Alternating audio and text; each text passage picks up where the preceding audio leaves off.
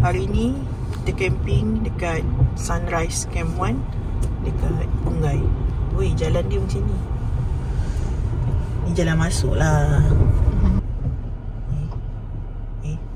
Itu dia jalan. Aku dah confuse. Tak ada. Jalan dia macam boleh masuk jalan macam berbatu-batu sikit. Risau kat dia sebab tayar brand Atlas ni, tayar yang datang sekali dengan kereta ni masa beli, lembut. Ni bagus.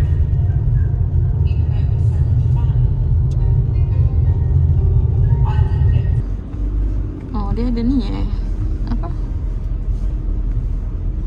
Kencing. Itu yang awak pentingkan Kita dah settle pendaftaran. Ada. Sekarang kita nak set up. Tunggu ya. Dah, jom set up.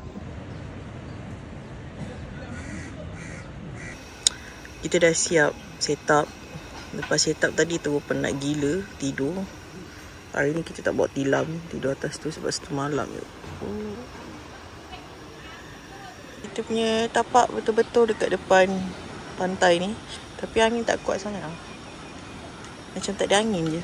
Camping kali ni kita banyak makan makanan ready to eat dengan Maggi je. Okey, Maggi ni Maggi lah. Kawan kau cakap aku support Israel lah apa. Masalah Maggi ni pun dapat free. Dah orang bagi. Kita ambil je lah kan. Ui panas.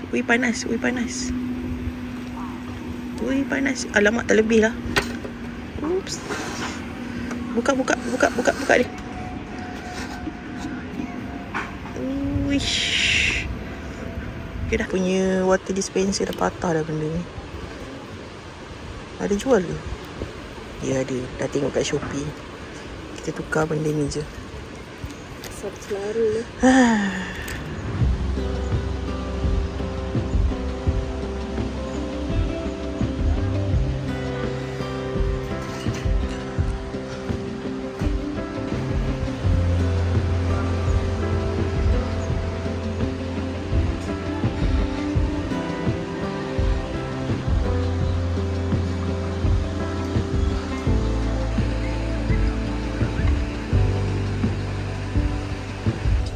So kita makan yang ready to eat je. Macam ni. Beef black pepper, beef black. Itu nasi biryani.